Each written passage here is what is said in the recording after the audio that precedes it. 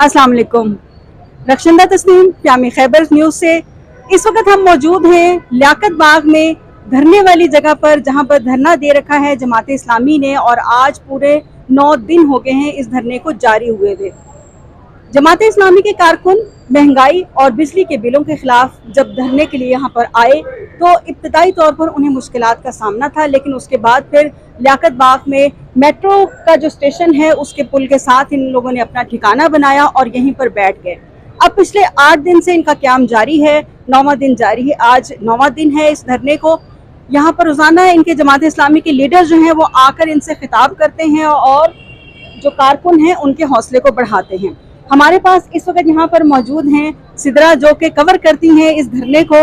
आइए इनसे जानते हैं कि इन्होंने यहाँ पर धरने का बिहेवियर, लोगों का बिहेवियर कैसा देखा। अस्सलाम वालेकुम। वालेकुम अस्सलाम।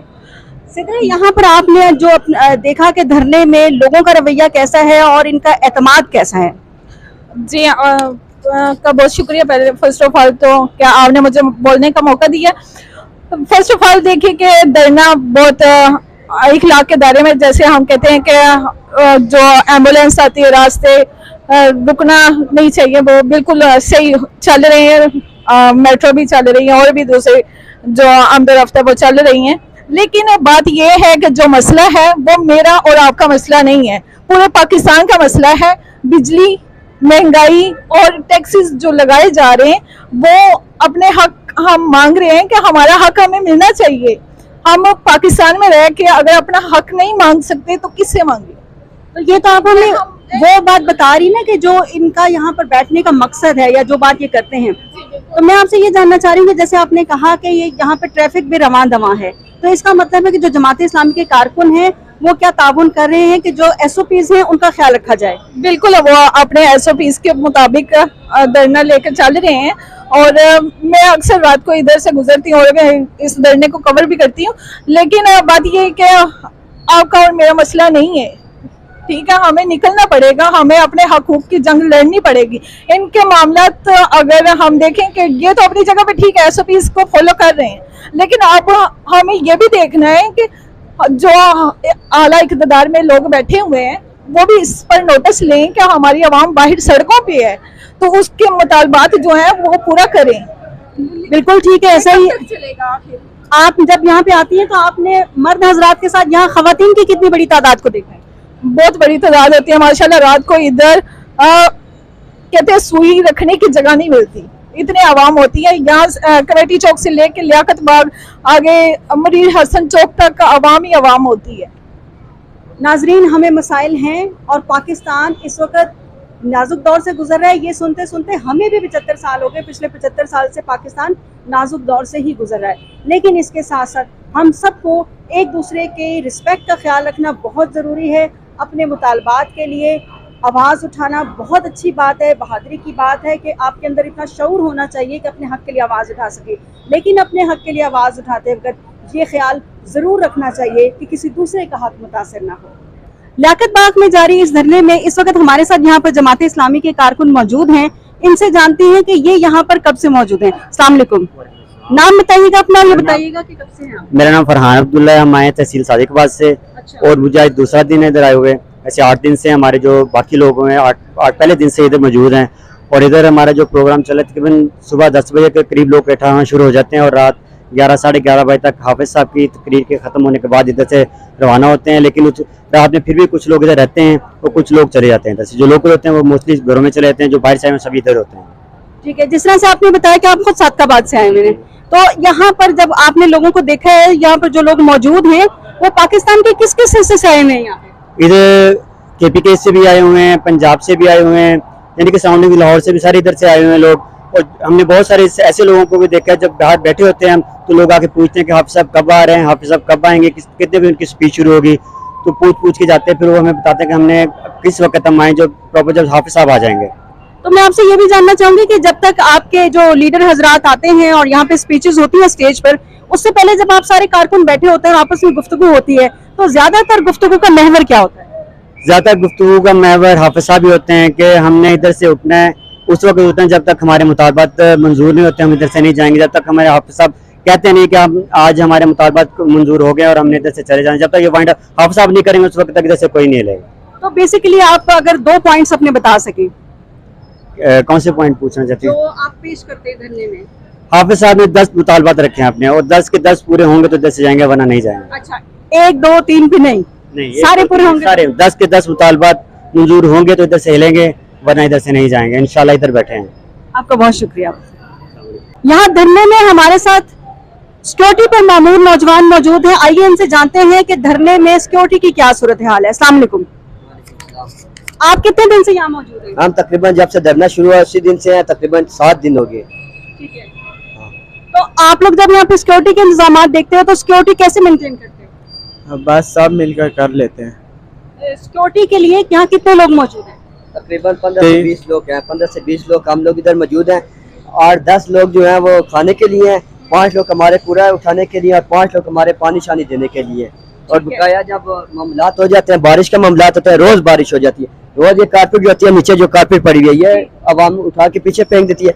सुबह उठा इनके लिए सोने का इंतजाम करते हैं रात के लिए, तो इनको सुबह उठ कर नाश्ता भी देना पड़ता है, हम भी देते हैं। तो अभी जो हम यहाँ पे देख रहे हैं कि जो धरने की जगह लियाकत बाग में ये मेट्रो स्टेशन का पुल है, उसके साथ तो तेज धूप है, तो क्या कारकुन इसी तरह से धूप में बैठे रहते हैं? कारकुन इसी तरह धूप में बैठे रहते हैं, बारिश में भी बैठे रहते हैं। जब तेज बारिश होती है उस वक्त भी इधर होते हैं। हाफिज नेम साहब भी खुद वो भी इधर ही रहते हैं, वो आवाम में ही रहते हैं, वो बाहर नहीं जाते जी। तो यहाँ पर जो लोग आते हैं वो आप उनको सिक्योरिटी के हवाले से जो हदायत देते हैं, क्या लोग समझते हैं, आपके साथ तावन करते हैं? जी, लोग यहाँ पे बहुत ज्यादा तावन करते हैं। यहाँ पे कोई भी हमारे साथ छेड़छाड़ नहीं करता, जो बात हम लोग कहते हैं वही बात हो जाती है, वही बात सुनते भी हैं, आपकी बात मानते हैं? हमारी बात मानते हैं। ये कारकुन भी बहुत अच्छे हैं।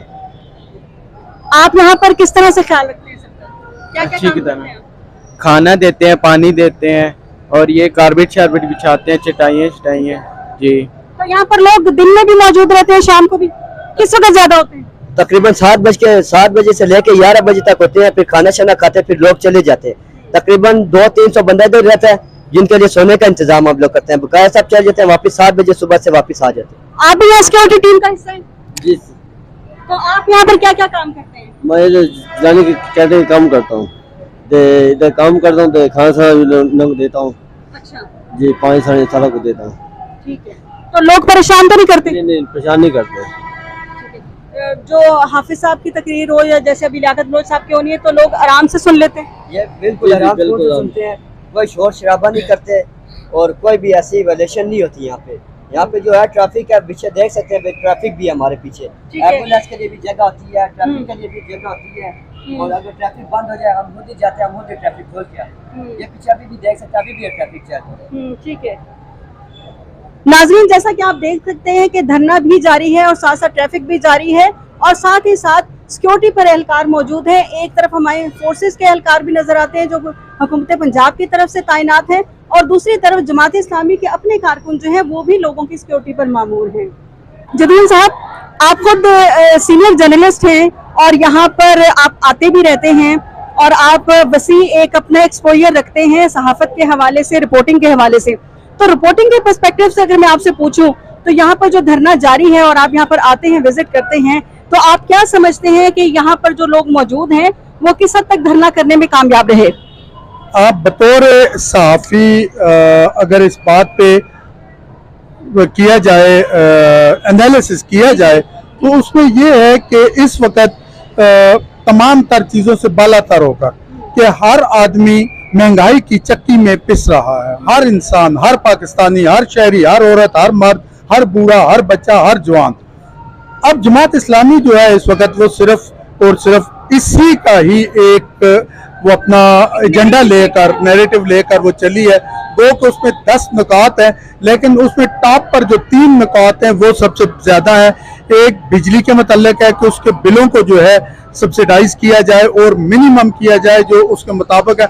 अब एक आम शहरी का बिल अगर 200 यूनिट का 40 से 45 हजार आ रहा है, लोगों में घरों में लड़ाइयाँ हो रही हैं, कत्ल गारत हो रही है, बच्चे बेचे जा रहे हैं, खवातीन के जेवर बेचे जा रहे हैं, खुदकुशियाँ, यहाँ तक ज़हनी दबाव का शिकार हो रहे हैं लोग, ज़हनी दबाव में आकर खुदकुशियाँ हो रही हैं।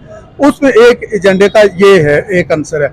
दूसरा आंसर ये है कि उसमें टैक्सेस की जो भरमार आ रही है पूरे पाकिस्तान में। अब मुझे ऐसे शख्स को जिसका टैक्सेस के साथ कोई ताल्लुक नहीं, मुझे 3, 4, 5 दफा मैसेज आ चुका है आपकी सिम बंद की जा रही है कि आपने रिटर्न नहीं जमा करवाया।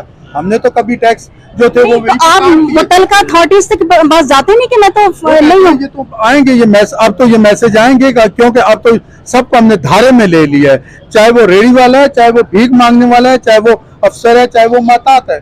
जबकि टैक्सेस जो है वो हम हर मद में दे रहे हैं। हम माचिस की डिबिया खरीदते हैं, हम टैक्स दे रहे हैं। हम दाल खरीदते हैं, हम टैक्स दे रहे हैं। हम चीनी खरीदते हैं, हम टैक्स दे रहे हैं। हम आटा खरीदते हैं, हम यानी कि जो भी चीज हम खरीदते हैं, हम गाड़ी खरीदते हैं, हम मोबाइल खरीदते हैं, हम सिम खरीदते हैं, हम कोई तार खरीदते हैं, हम कोई छोटा सा स्विच एक कील खरीदते हैं, उसका भी टैक्स दे रहे हैं। उसके बावजूद फिर भी हमें टैक्सेस की वो जो किया जा रहा है। दूसरा आंसर ये था। तीसरा ये था महंगाई की परमार है। अब आप देखें महंगाई की परमार इस तरह से है कि इससे पहले आज से 10 साल 15 साल 20 साल पहले मजिस्ट्रेटी निज़ाम होता था। मजिस्ट्रेट्स जाते थे, वो जाके बाकायदा चेक किया करते थे क्वालिटी क्वांटिटी और कीमतों को। कंट्रोल सिस्टम था उनके जरिए, कंट्रोलिंग सिस्टम था। आज सुबह एक चीज रोटी की कीमत 15 रुपए होती है, दोपहर को 20 होती है, शाम को 25 हो जाती है। मतलब है कहीं पे आपकी महंगाई रुकने का नाम नहीं ले रही है।